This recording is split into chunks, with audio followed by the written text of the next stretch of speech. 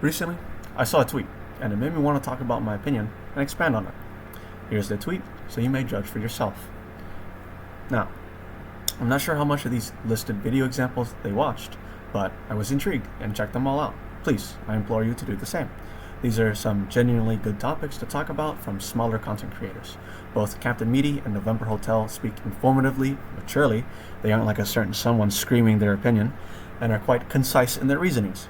Keep in mind, surely some of these titles and thumbnails are a bit overblown for the likelihood of YouTube clickbait.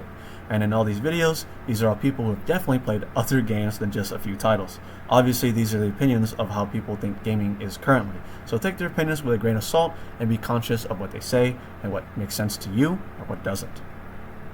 These people aren't just mindlessly hating on big game companies. They're quite justified in what they talk about, and while I don't agree with everything they say or how far I think they take some perspectives, I think it's pretty disingenuous to write off their videos and say that games haven't or have been going down a bad route.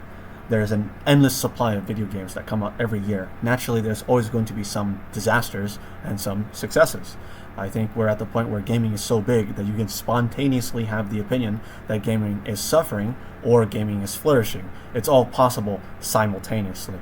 I think it's pretty safe to say that there are certainly some games that we can all agree that are or have gone downhill, especially when they're big name titles and have a lot of hype built around them. Or some have been around for a long time and have made a few poor decisions. Take, for example, we have Overwatch, with the incredible moves of canceling the 2 in their title, and a few other various problematic things that I'm sure people have heard of or have talked about in detail in some video.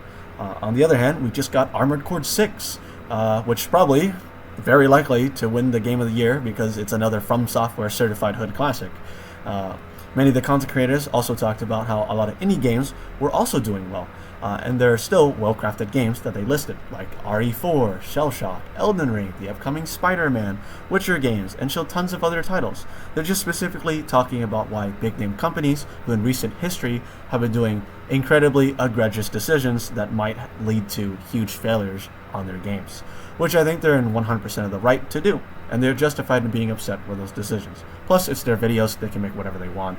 Plus, I don't think any of those videos or any of them have actually uttered "gaming is dying" as a literal quote. But I digress. I think there's a different topic that should be discussed that references what's been going on in the gaming scene currently.